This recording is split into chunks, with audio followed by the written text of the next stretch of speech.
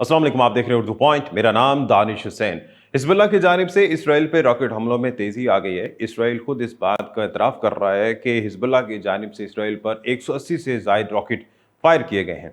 Urdu news अपनी खबर में लिखता है कि हिजबुल्लाह के मुताबिक इसराइली फ़ौज जो है वो लेबनान में दाखिल नहीं हो सकी है, उसे रोक लिया गया है। जबकि इसराइल इस बात का दावा करता है कि हालिया झड़पों के बाद जो है इसराइल लेबनान में दाखिल हो गया है। और ये कहा गया है कि लेबनान में मजीद इसराइली फौजी दस्ते वो दाखिल किए गए हैं, लेकिन दूसरी जानब हिजबुल्लाह ने कहा है कि लेबनान में इसराइली फौज जो है वो आगे नहीं बढ़ सकी है। दूसरी जानब हिजबुल्लाह के कायम मकाम सरबराह शेख नईम कासिम का एक वीडियो लिंक के जरिए बयान भी सामने आया, जो कि अनआइडेंटिफाइड जगह से जो है वो रिकॉर्ड किया गया था, और उसमें इस बात का दावा किया गया है कि हिजबुल्लाह जो है मुकम्मल तौर पर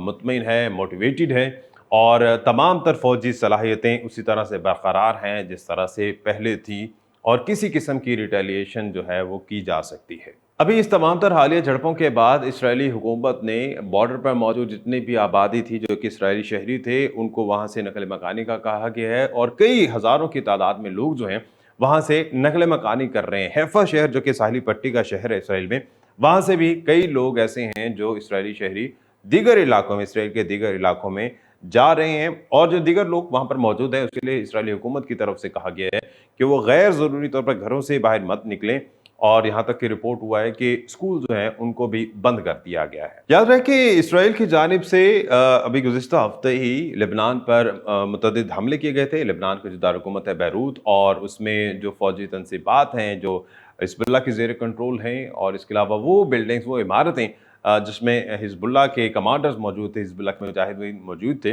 वहाँ पर उन्होंने हमले किए थे, और इस हमले में ये क्लेम किया था कि हसन नसरुल्लाह समेत कई जो कमांडोज हैं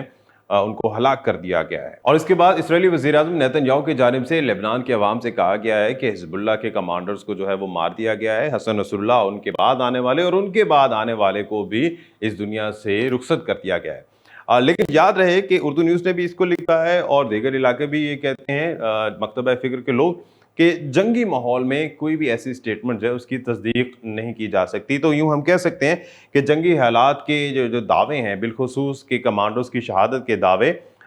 इसकी कोई भी तस्दीक नहीं कर सकता फ़िलहाल। अब इसके बाद कई क़यास आराइयाँ जन्म ले रही थी, और लोगों के जहन में ये सवाल था कि अब अगला हिजबुल्लाह का कमांडर कौन होगा, कौन लीड करेगा इसको, क्योंकि अभी शेख नईम कासिम जो हैं वो कायम मकाम हिजबुल्लाह के कमांडर हैं। तो उर्दू न्यूज़ ने जो रिपोर्ट किया है उसमें हाशिम सफ़ीउल्लाह का नाम है। हाशिम सफ़ीउल्लाह जो कि हसन नसरुल्लाह के कज़न भी हैं और उनके जानशीन हैं, उनके साथ रहे हैं इस तमाम तर जिहाद में, इस तमाम तर ऑपरेशंस में, और अब उनका नाम जो है, हाशिम सफ़ीउल्लाह का नाम सामने आ रहा है कि जो अगले हिजबुल्लाह के कमांडर हैं या लीडर हैं वो हाशिम सफ़ीउल्लाह होंगे। लेकिन यहाँ पर यह भी रिपोर्ट हुआ है कि जो हालिया ऑपरेशन हुआ जिसमें हसन नसरुल्लाह शहीद हुए, उसके बाद हाशिम सफ़ीउल्लाह को किसी भी पब्लिक प्लेस पर नहीं देखा गया है। और दूसरी जानिब इसराइली फ़ौज जो है वो इस बात का क्लेम कर रही है कि हाशिम सफ़ीउल्लाह जो हैं उनको भी हलाक कर दिया गया है। लेकिन हिजबुल्लाह के कायम मकाम कमांडर या लीडर शेख नईम कासिम जो हैं, वो ये कह रहे हैं वीडियो लिंक में कि हिजबुल्लाह के नए कमांडर का ऐलान जल्द किया जाएगा और उनका नाम जल्द पब्लिकली अनाउंस किया जाएगा।